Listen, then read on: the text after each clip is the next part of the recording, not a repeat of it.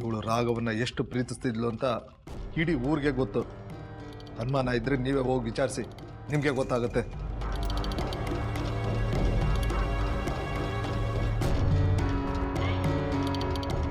ಆ ಪ್ರೀತಿಗೆ ಬೆಲೆ ಕೊಟ್ಟೆ. ರಾಘವನಿಗೆ ಎರಡನೇ ಹೆಂಡತಿಯಾಗಿ ಬಂದ್ಲು. ಅವನ ಸಂಸಾರನ ತನ್ನ ಸಂಸಾರ ಅನ್ಕೊಂಡ್ಲು, ಅವನ ಮಕ್ಕಳನ್ನ ತನ್ನ ಮಕ್ಕಳು ಅನ್ಕೊಂಡ್ಲು. ಅಂಥವಳು ಯಾಕೆ ಸರ್ ರಾಘವನ್ ಕೊಲೆ ಮಾಡಕ್ಕೆ ನೋಡ್ತಾಳೆ?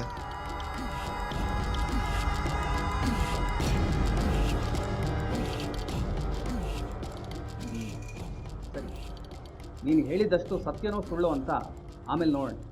ಆದರೆ ಅಷ್ಟು ಪ್ರೀತಿ ಮದುವೆ ಆದ ನಿನ್ನ ತಂಗಿ ಗಂಡನ್ನ ನೀನು ಯಾಕೆ ಕೊಲ್ಲೋದಕ್ಕೆ ಪ್ರಯತ್ನ ಪಟ್ಟೆ? ನನಗೆ ಅವನ ಮೇಲೆ ಸಹಿಸಲಾರ್ದಷ್ಟು ಕೋಪ ಇದೆ ಸರ್. ಅವನು ನನ್ನ ತಂದೆ ತಾಯಿ ಸಾವುಗೆ ಕಾರಣ ಆಗಿದ್ದಾನೆ.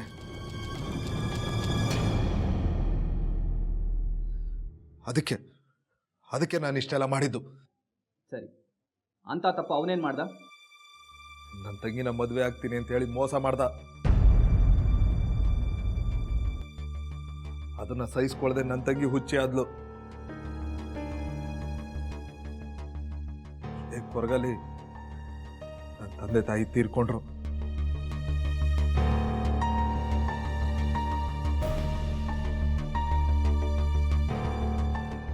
ನನ್ನ ತಂಗಿ ಆ ಮೋಸನ ಮರೆತು ಮದುವೆ ಆದ್ಲು. ಆದರೆ ನನ್ನಿಂದ ಮರೆಯೋಕ್ಕಾಗಲಿಲ್ಲ.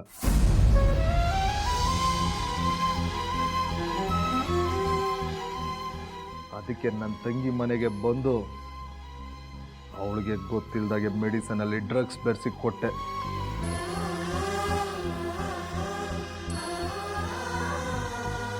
ನನ್ನ ತಂಗಿ ಕೊಡ್ತಿದ್ದ ಮೆಡಿಸನ್ ಅಂತ ಎಲ್ರಿಗೂ ಗೊತ್ತಿತ್ತು. ಅದು ರಾಘವನ್ಗೂ ಗೊತ್ತು. ಬೇಕಾದ್ರೆ ಹೋಗಿ ವಿಚಾರಿಸಿ.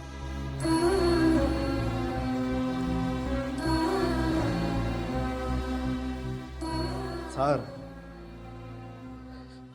ನನ್ನ ತಂಗಿಗೆ ಹುಚ್ಚಿ ಥರ ಪ್ರೀತಿ ಮಾಡೋದು ಗೊತ್ತೇ ಹೊರತು ಸಾಯಿಸೋ ಬುದ್ಧಿ ಎಲ್ಲ ಇಲ್ಲ. ಈಗ ನೋಡಿ, ನಾನು ಹೀಗೆಲ್ಲ ಮಾಡಿದ್ದೀನಿ ಅಂತ ಹೇಗೆ ಕೂತಿದ್ದಾಳೆ.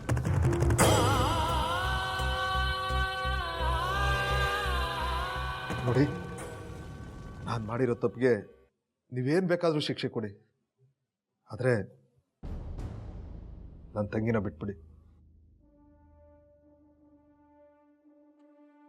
ಪ್ಲೀಸ್. ಮೀರಾ, ನಿನಗೆ ಗೊತ್ತಿಲ್ಲದೆ ನಿನ್ನ ಮಾಂಗಲ್ಯ ಕೇಳೋ ಪ್ರಯತ್ನ ಮಾಡಿದೆ. ನನ್ನ ದ್ವೇಷ ಇಷ್ಟೆಲ್ಲ ಮಾಡಿಸ್ಬಿಡ್ತು. ದಯವಿಟ್ಟು ನನ್ನ ಕ್ಷಮಿಸ್ಬಿಡಮ್ಮ. ನೀನು ಮಾಡಿದ ತಪ್ಪನ್ನ ಯಾವ ತಂಗಿ ತಾನೇ ಕ್ಷಮಿಸ್ತಾರೆ? ನಾಟಕ ಮಾಡಬೇಡ, ಸುಮ್ಮನೆ ಕುತ್ಕೋ. ನೋಡಿ, ಏನಾದರೂ ಎನ್ಕ್ವೈರಿ ಇದ್ರೆ ಹೇಳಿ ಕಳಿಸ್ತೇನೆ, ಬಂದು ಹೋಗ್ಬೇಕಾಗತ್ತೆ. ಈಗೇನು ಹೊರಡಿ. ಲಕ್ಷ್ಮಿ, ಇದೆಲ್ಲ ಹೇಗಾಯ್ತಮ್ಮ? ನಿನ್ನ ಇಲ್ಲಿ ಕೊಲೆ ಮಾಡೋಂಥವ್ರು ಯಾರಿದ್ದಾರೆ? ನನಗಂತೂ ಗೊತ್ತಾಗ್ತಾ ಇಲ್ಲ. ಏನಾಯ್ತು ಅಂತ ಹೇಳಿ ಲಕ್ಷ್ಮಿ.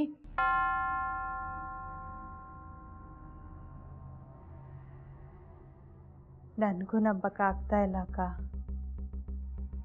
ನನ್ನ ಜೀವ ಹೋಯ್ತು. ಸಾಯಿನಾಥ ಕೊನೆಗೂ ತನ್ನ ದರ್ಶನ ಕೊಡದೆ ನನ್ನ ಕರೆಸ್ಕೊಂಡ್ಬಿಟ್ಟ ಅಂತ ಅನ್ಕೊಂಡೆ. ಆದರೆ ಯಾಕೋ ಏನೋ ಗೊತ್ತಿಲ್ಲ, ಅವನನ್ನ ವಾಪಸ್ ಕಳಿಸ್ಕೊಟ್ಬಿಟ್ಟ.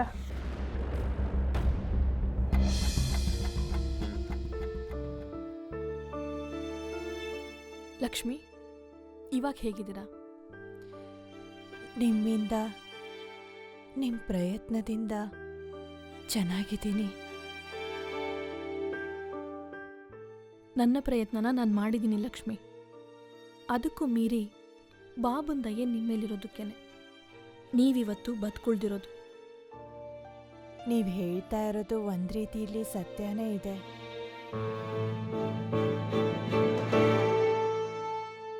ನೀವು ನನ್ನ ಉಳಿಸ್ಕೊಳ್ಳೋದಕ್ಕೆ ಎಷ್ಟು ಕಷ್ಟಪಟ್ಟಿದ್ದೀರಾ ಅನ್ನೋದು ನೀವು ಹೇಳದೇ ಇದ್ರೂ ನನಗೆ ಅರ್ಥ ಆಗುತ್ತೆ. ನೀವು ಹೇಳಿದ ನಿಜ ಲಕ್ಷ್ಮಿ. ಒಬ್ಬ ಡಾಕ್ಟ್ರ್ ಆಗಿ ಆ ಕಂಡೀಷನಲ್ಲಿ ಬೇರೆ ಯಾರೇ ಇದ್ರೂ ಅವ್ರನ್ನ ಉಳಿಸ್ಕೊಳ್ಳೋದಕ್ಕೆ ಪ್ರಯತ್ನ ಪಡ್ತೀವಿ.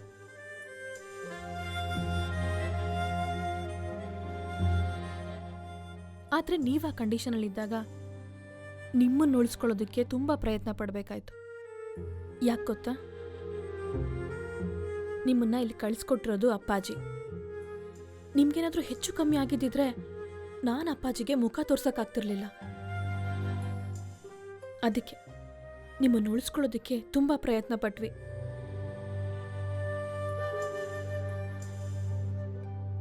ಆ ಬಾಬನ್ ದಯೆಯಿಂದ ನಿಮ್ಗೇನೂ ಆಗಲಿಲ್ಲ. ಕಾರಣ ಏನೇ ಆಗಿರ್ಬೋದು, ಆದರೆ ಇವತ್ತು ನಿಮ್ಮಿಂದ ನನಗೆ ಪುನರ್ಜನ್ಮ ಸಿಕ್ಕಿದೆ.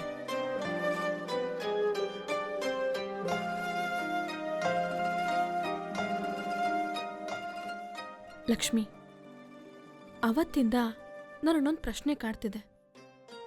ಉತ್ತರ ಕೊಡ್ತೀರಾ? ಏನು ಕೇಳಿ? ಅವತ್ತು ನಿಮ್ಮನ್ನ ಕೊಲೆ ಮಾಡೋಕೆ ಟ್ರೈ ಮಾಡಿದ್ಯಾರು? ಅವತ್ತೇನಾಯ್ತು ಲಕ್ಷ್ಮಿ?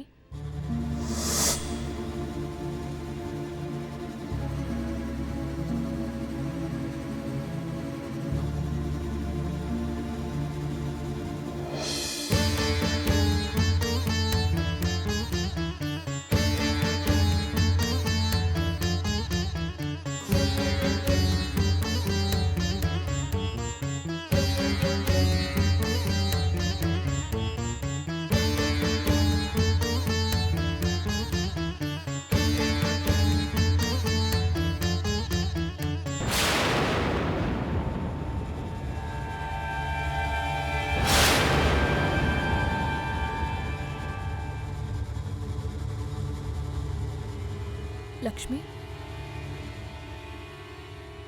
ಹೇಳಿ. ಅವತ್ತು ಏನಾಯ್ತು ಅಂದರೆ,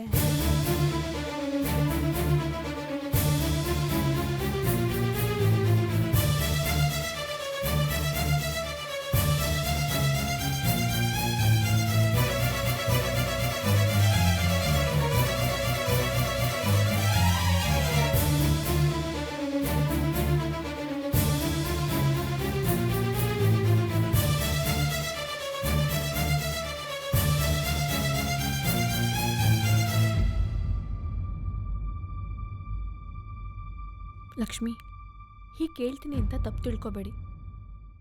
ನಿಮಗಾಗದೇ ಇರೋರು ಯಾರಾದರೂ ಇದ್ದಾರಾ? ಹಾಗೆ ಯಾರೂ ಇಲ್ಲ ಡಾಕ್ಟರ್. ನಾನು ನನ್ನ ಜೀವನದಲ್ಲಿ ನನ್ನ ಪ್ರೀತಿ ಮಾಡೋರನ್ನ ಗಳಿಸಿದ್ದೀನಿ ವಿನಃ ದ್ವೇಷ ಮಾಡೋರ್ನಲ್ಲ.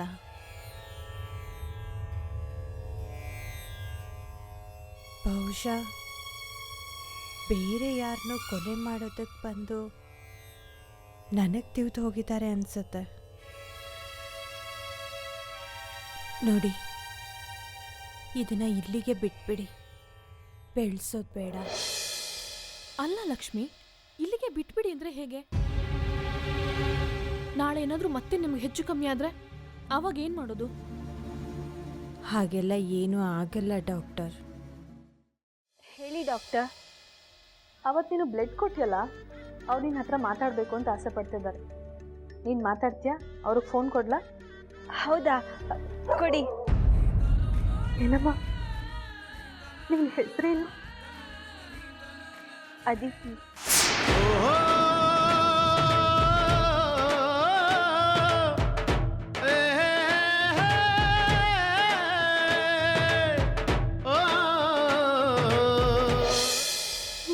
ತಾಯಿ ಹೆಸರೇನಮ್ಮ? ಲಕ್ಷ್ಮಿ.